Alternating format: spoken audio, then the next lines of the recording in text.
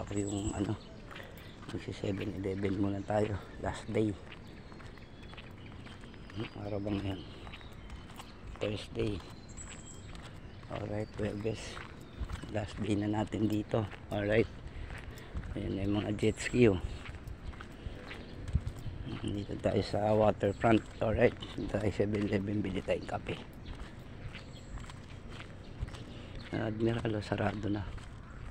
Pati yung casino doon. Kasi nag-pandemic. Ayan.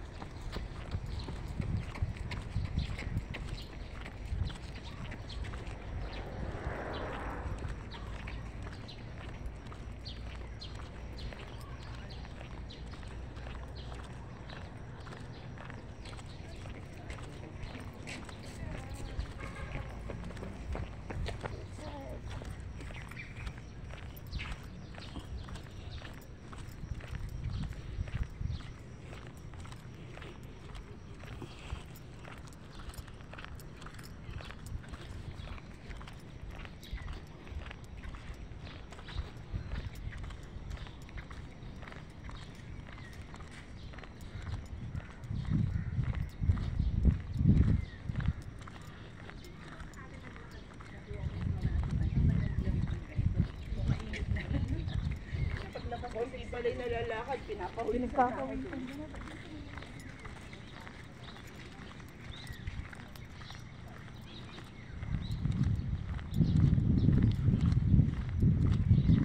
Ayan, alright.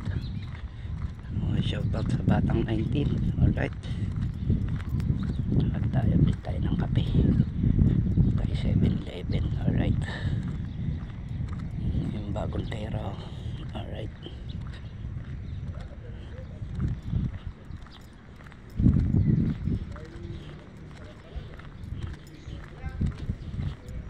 Daming ano rito sa umaga, jogging, walking, tsaka mga nagbabike sa umaga. Kasi hindi siya talaga ano yung highway, doon yung highway sa kabila. Sabi hindi siya masyadong ano, nakapark nga sila sa gilid. Sa waterfront, guys. Nung hindi pa to pandemic, maganda yung lugar. Nung hindi pa nagpa-pandemic, ngayon dami nagsara. Tapos wala na yung mga kano. Ay ngayon bumalik na. Sisigla na ulit tong Subic. Ayan, alright. Nawaka nga. Mga inchik to, buwisit. Nambubuwisit lang to mga inchik na to eh.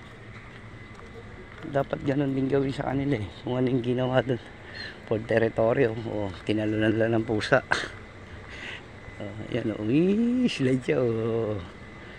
Ang bait mo ha, puro kalmot na yung hood niyan. Sa for teritoryo yung pusa, ang ganda naman ang padulasan niya.